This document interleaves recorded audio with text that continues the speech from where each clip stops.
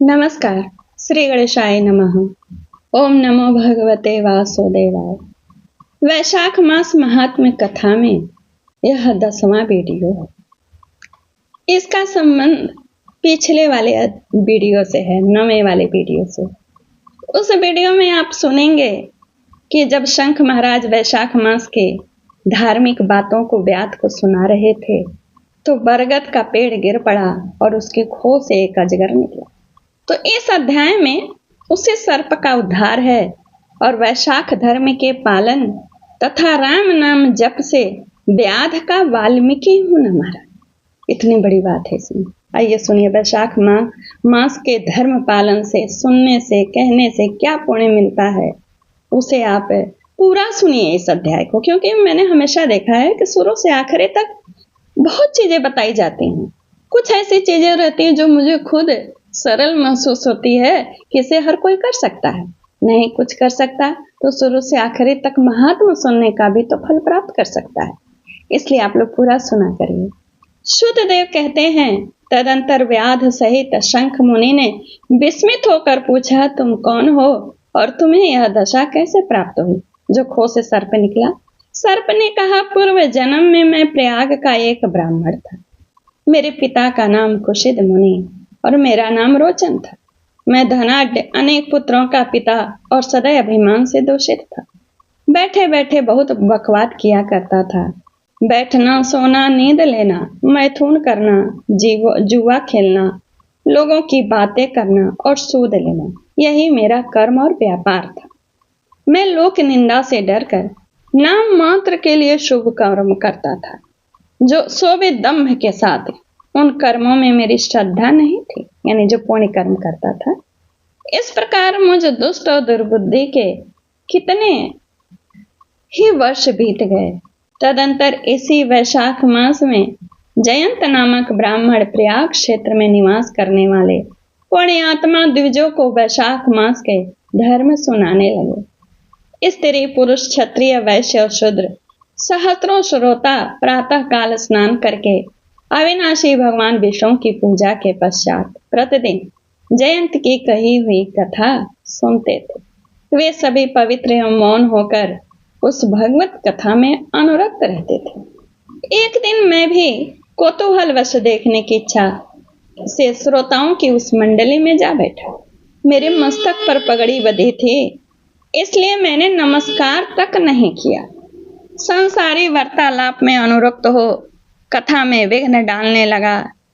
कभी मैं कपड़े फैलाता तो कभी किसी की निंदा करता और कभी जोर जोर से हंस पड़ता था। जब तक कथा समाप्त हुई तब तक मैंने इसी प्रकार के कृत्य करते हुए समय बिताया। तत्पश्चात दूसरे दिन सन्निपात रोग से मेरी मृत्यु हो गई।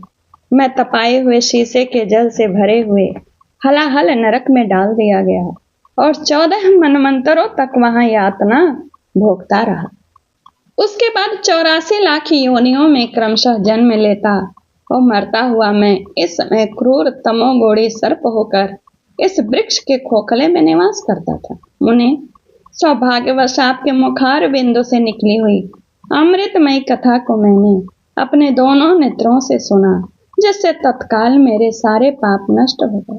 मुनि श्रेष्ठ, मैं नहीं जानता कि आप किस जन्म के मेरे बंधु हैं, क्योंकि मैंने कभी किसी का उपकार तो किया नहीं, तो वे मुझ पर आपकी कृपा हुई, जिनका चित्त समान है, जो सब प्राणियों पर दया करने वाले साधु पुरुष हैं। उनमें परोपकार की स्वाभाविक प्रवृत्ति होती ही है। उनकी कभी किसी के प्रति विपरीत बुद्धि नहीं होती है। आज आप मुझ पर कृपा कीजिए, जिससे मेरी बुद्धि धर्म में लगे। देवादिदेव भगवान विष्णु की मुझे कभी विस्मृति न हो। साधु चरित्र वाले महापुरुषों का सदा ही संग प्राप्त हो। जो लोग मद से अंधे हो रहे हैं उनके लिए एकमात्र दरिद्रता ही उत्तम मंजन है। इस प्रकार नाना भांति से स्तुति करके रोचन ने बार बार शंख को प्रणाम किया। हाथ जोड़कर चुपचाप उनके आगे खड़ा हो गया। तब शंख ने कहा, ब्राह्मण, तुमने वैशाख मास और भगवान विष्णु का महात्म्य सुना है। इससे उसी क्षण तुम्हारा सारा बंधन नष्ट हो गया।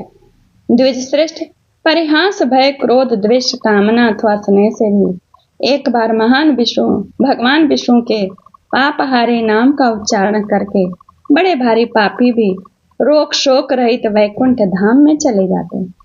फिर जो श्रद्धा से युक्त हो क्रोध और इंद्रियों को जीतकर सबके प्रति दया भाव रखते हुए भगवान की कथा सुनते हैं, वे उनके लोक में जाते हैं। इस विषय में तो कहना ही क्या है, यानी बहुत अच्छा मिलता है पूजा करने से, भगवान को याद करने से। कितने ही मनुष्य केवल भक्ति के बल से एकमात्र भगवान की कथा वार्ता में तत्पर हो, अन्य सब धर्मों का त्याग कर देने पर भी भगवान विष्णु के परम पद को पा लेते हैं। भक्ति से अथवा द्वेष आदि से भी जो कोई भगवान की भक्ति करते हैं, वे भी पाप प्राण हारिणी पुतना की भांति परम पद को प्राप्त होते हैं। सदा महात्मा पुरुषों का संग और उन्हीं के विषय में वार्तालाप करना चाहिए। रचना शिथिल होने पर भी जिसके प्रत्येक श्लोक में भगवान के सुयश सूचक नाम है, वही वाणी जन समुदाय की पाप राशि का नाश करने वाली होती है। क्योंकि साधु पुरुष उसी को सुनते गाते और कहते हैं। जो भगवान किसी से कष्ट साध्य सेवा नहीं चाहते, आसन आदि विशेष उपकरणों की इच्छा नहीं रखते तथा सुंदर रूप और जवानी नहीं चाहते, अपितु एक बार भी स्मरण कर लेने पर अपना परम प्रकाश में वैकुंठ धाम दे डालते हैं। सोचे उन्हें सिर्फ स्मरण ही प्रिय है। कई कथाओं में मैंने अभी सुनाया आपको वैशाख मास की कि भगवान को स्मरण पसंद है, और सच मानिए उस स्मरण से पाप तुरंत भस्म होते हैं। उन दया वाले भगवान को छोड़कर मनुष्य किसी शरण में जाए, उन्हें रोक शोक से रहित चित्त द्वारा चिंतन करने योग्य अव्यक्त दया निधान भक्त वत्सल भगवान नारायण की ही शरण में तुम भी जाओ। महामते, वैशाख मास में कहे हुए इन सब धर्मों का पालन करो, उससे प्रसन्न होकर भगवान जगन्नाथ तुम्हारा कल्याण करेंगे। ऐसा कहकर शंख मुनि व्याध की ओर देखकर चुप हो रहे। तब उस दिव्य पुरुष ने पुनः इस प्रकार कहा, मुने, मैं धन्य हूँ, आप जैसे दयालु महात्मा ने मुझ पर अनुग्रह किया। मेरी कुत्सित योनि दूर हो गई, अब मैं परम गति को प्राप्त हो रहा हूँ। यह मेरे लिए सौभाग्य की बात है।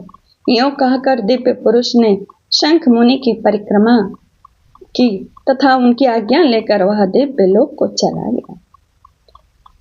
तदंतर संध्या हो गई। व्याध ने शंख को अपनी सेवा से संतुष्ट किया और उन्होंने सायंकाल की संध्योपासना करके शेष रात्रि व्यतीत की। भगवान के लीला अवतारों की कथा वार्ता द्वारा रात व्यतीत करके शंख मुनि ब्रह्म मुहूर्त में उठे और दोनों पैर धोकर मौन भाव से तारक ब्रह्म का ध्यान करने लगे।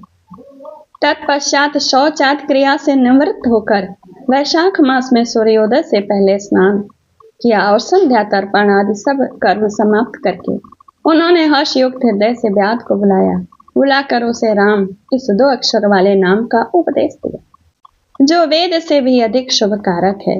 उपदेश देकर इस प्रकार कहा, भगवान विष्णु का एक एक नाम भी संपूर्ण वेदों से अधिक महत्वशाली माना गया है। इसे अनंत नामों से अधिक है भगवान विष्णु का सहस्त्र नाम। उस सहस्त्र नाम के समान राम नाम माना गया है। इसीलिए व्याध, तुम निरंतर राम नाम का जप करो, मृत्यु पर्यंत मेरे बताए हुए धर्मों का पालन करते रहो। इस धर्म के प्रभाव से तुम्हारी वाल्मीकि में दूसरा जन्म होगा। वाल्मीकि में तुम इस पृथ्वी पर वाल्मीकि ऋषि के नाम से प्रसिद्ध होगे। व्याध को ऐसा आदेश देकर मुनिवर शंख ने दक्षिण दिशा को प्रस्थान किया। व्याध ने भी शंख मुनि की परिक्रमा करके बार बार उनके चरणों में प्रणाम किया और जब तक वे दिखाई दिए तब तक उन्हीं की ओर देखता रहा। फिर उसने अति योग्य वैशाख से युक्त धर्मों का पालन किया। जंगली कैत, कटहल, जामुन, आराम आदि के फलों से राह चलने वाले थके मांदे पथिकों को भी वह भोजन कराता था। जूता, चंदन, छाता, पंखा आदि के द्वारा तथा बालू के बिछावन और छाया आदि की व्यवस्था से पथिकों के परिश्रम और पसीने का निवारण करता था। प्रातः काल स्नान करके दिन रात राम नाम का जप करता था। इस प्रकार धर्मानुष्ठान करके वह दूसरे जन्म में वाल्मीकि का पुत्र हुआ। वाल्मीकि जात का उस समय वह महायशस्वी वाल्मीकि के नाम से विख्यात हुआ। उन्हें वाल्मीकि जी ने अपनी मनोहर प्रबंध रचना द्वारा संसार में दिव्य राम कथा को प्रकाशित किया। और मैं यह कथा भी यूट्यूब पर सुना रही हूँ। श्री वाल्मीकि कृत रामायण, जो समस्त कर्म बंधनों का उच्छेद करने वाली मिथिलापति। श्रुतदेव जी कहते हैं क्योंकि मिथिलापति को सुना रहे ना। देखो वैशाख का महात्मा कैसा ऐश्वर्य प्रदान करने वाला है। जैसे एक व्याध भी परम दुर्लभ ऋषि भाव को प्राप्त हो गया। यह रोमांचकारी उपाख्यान सब पापों का नाश करने वाला है। जो इसे सुनता सुनाता है वह पुनः माता के स्तन का दूध पीने वाला नहीं होता है। ओम नमो नारायण। और यहीं पर यह अध्याय पूर्ण होता है। नमस्कार। चैनल को सब्सक्राइब करिए और कथा को लाइक कमेंट से शेयर करिए। धन्यवाद। श्रीमन नारायण नारायण।